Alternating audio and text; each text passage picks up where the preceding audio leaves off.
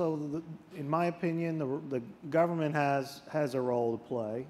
Clearly, one top of mind is spectrum. So the finite, limited resources that we have in our nation and throughout the world has to be carefully managed to make sure we get those resources in the hands of those that are willing to invest and provide, the capabilities that we as a society need and want.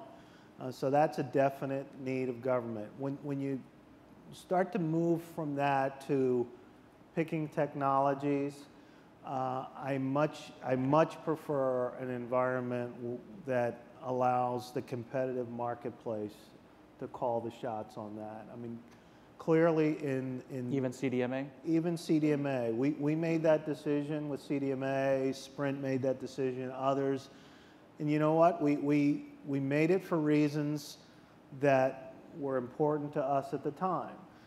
As we looked ahead and as we evolved, it served us well, but then we recognized that at some point, getting to a global standard was important. Being part of the mainstream was important, and therefore, when we decided on which 4G technology, that was front and center in our mind. Now, and I think as an industry, I believe LTE will be the global 4G standard. Very few will argue with that at this point in time. And we were able to do that without government involvement. So I think the industry can do the things we need to do to evolve in a graceful and effective way for ourselves, consumers, the whole ecosystem. All right. Let's go to questions. I see a hand in the front row, eager hand. Let's get a microphone here. A second microphone I see on this side. Please, just a couple of ground rules. Please identify yourself and a short and sweet question. I think we'll all agree no gas bags are welcome. I have a shorter name than you, Vijay. Gary Beach with Seattle Magazine. And Tony, just how big a deal is critical infrastructure protection at Verizon? I'm sorry, how big a deal How big a deal is critical infrastructure protection at Verizon? Can you elaborate on what you mean by how secure are these networks? Okay. Metcalfe's law, everybody's connected. That's the good guys and the bad guys. Okay. It's a big deal. I mean, part of our whole business as a service provider revolves around trust. I think if we lose that with our enterprise customers, our consumers, et cetera, we will not be successful in the long run. So it is a huge deal. It's a challenge. And we spend a lot of time and energy on risk mitigation and controlling the threats, and it's in the news every day. And I think I'd be a fool to sit here and say that we're comfortable or that we're completely protected and we feel like we have it all under control. It's really about minimizing the threats and the risks day in and day out. But it is a huge deal.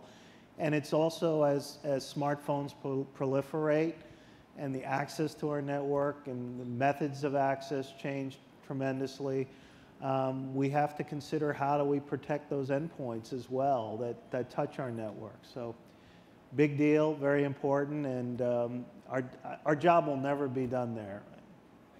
On the security front, is there one thing that keeps you up more than others? What's the thing you're most worried about? There's such a push, Vijay, for this constant connectivity, sharing of information, and all.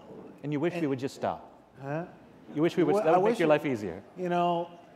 Make your bonus smaller, but Stop is probably the wrong word, right. But take a break every now and then. Right. But and we want to serve that traffic in the most efficient way. Well, sometimes efficiency gets in the way of basically compartmentalizing your network in a way that mitigates risk. And in the speed of technology, with LTE is a good example. There's so many things in that new technology and the new standard that makes us so efficient versus 3G technology. But then you look at it and you think, well, okay, I understand how it's supposed to work. I understand how all these protections are built in that I can have 50 million customers served by these few components. But what if it doesn't work the way it's supposed to? Then what? And that's what worries me the most. And I think the way to deal with that for us is to maybe make a few sacrifices in scale, efficiency, et cetera, for risk mitigation. And thinking about the age of interconnected risk that we live in, we really are entering an age that's more dangerous. And it was observed after Hurricane Katrina, a lot of the mobile providers, of course, had made contingencies when cell stations went down. They were sending in their fuel supplies to make sure to get their stations back up. But local sheriffs said, you're not taking the fuel there. They commandeered the fuel to go in a different direction. So even plan A sometimes doesn't work. You need a plan B and C. Absolutely. And perhaps empower local people in your chain, value chain, to make decisions based on realities. So more robust systems and resilience, I think, something we're going to have to think about. This gentleman's been very patient. Please identify yourself and a short question. Hi, Jason Rose, Standard Chartered Bank. My question is just in regard to congestion, and as we move from wired to wireless, is congestion and spectrum exhaustion a concern of yours, and do you think it's something that's going to prevent the wireless trends? Yeah, just that question is loaded with political implications. Go for it.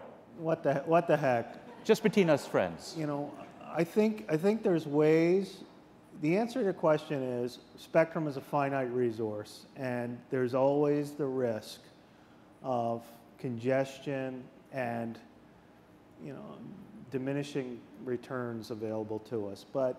So what's needed? I think we need strong spectrum policy, which is critical for the industry going forward in the long term. I think in the short term, the issue is around incentives for investment, and I think Kevin spoke about that earlier. When we invested $9 billion on spectrum for 4G, there was a lot of uncertainty and risk associated with that, but not enough to cause us not to do that. We need to make sure that going forward, that companies like ourselves and others understand the risks sufficiently to make the investments necessary to build the capacity, and that's key. The second piece is making sure that once you invest, that there's an ecosystem around that the value from that investment can accrue to the people making the investment, or the returns can accrue, and certainty around that. It's a competitive environment. You can't have complete certainty. You have to earn it. But making sure that artificial barriers to that don't come into play, I think, will be critical. Those two things happen well. I think technology will allow us to meet the needs of society for the foreseeable future. I'm going to go here, but let me get a show of hands. I want to get some questions towards the back. I don't want to give the impression I'm biased towards the front. Okay, we'll go to the hand in the back next, just so we can get a microphone there. Go ahead, sir. Michael Smolens, multilingual video. If with the iPhone, what was your biggest surprise? And if you had to do it over again, would you do anything dramatically different? The biggest surprise once we had the iPhone on our network, so couple things. There was a perception in the industry that Apple was not concerned about the network and the performance of the network and how their device and their services impacted the carrier's network, and that couldn't be farther from the truth. They have been great partners and very sensitive to how that device works on our network, how it impacts our network, and so they're true partners when it comes to that. So that was a pleasant surprise that we learned early on when we just started the relationship dealing with them. The other thing that is just, I knew it, but when you experience it firsthand, the user experience, the ease of user experience, just the comfort that our customers have with that device, just adds value to our network, the quality of our network and the capability of the two. It's just a great marriage for that. The third thing we learned is that we had some indication about utilization of the device on other networks and how much people used it and the impact. We're seeing a lot more usage on our network than we had anticipated. And some of us who run the network attributed that it works, and it works in more places, and therefore our customers are taking advantage of it more. Whether that's accurate or not, speculation, but you know, we have to plan for that. Fortunately, we did plan for that, and we're getting great performance, but that was a little bit of a surprise. So we're almost out of time. I think we have another question in the back, possibly the last one. Go ahead. Steve Hoover, CEO of Park, and maybe a follow-on to your question, but really tying back to the last speaker, Kevin's point, which is that the explosion in content is causing a growth in networks where if you just extrapolate current business models and technologies, you're going to get to the point where the investment outruns the revenue possibility. So you got a big network. A, are you seeing that trend start to come true? And B, if so, how are you thinking about managing that problem? Yeah, so yes, we're seeing that come true. That's every day, there's more and more evidence of that. And so two things need to happen. Number one, we have to ensure that technology is leveraged to make the transmission of that content, that entertainment, that information, whatever it is, as efficient as possible, and match the utility and the value that the end user gets from that to the cost to deliver that. So that's number one, and as CTO, as technologists, we all can impact that tremendously. But the second piece is less in our control, and that's business models and making sure that, trying to find ways that the people who are generating the revenue and generating the value from that recognize where that's coming from, and the people investing to make that possible are part of that value chain as well.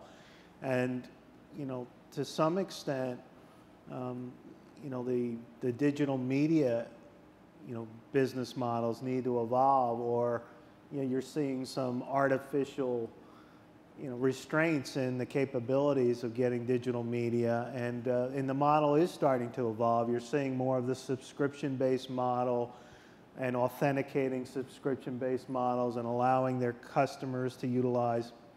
Well, just on that, I ask with absolutely no self-interest whatsoever, coming from a 165-year-old publication that's cautiously embraced the internet and looking for business models.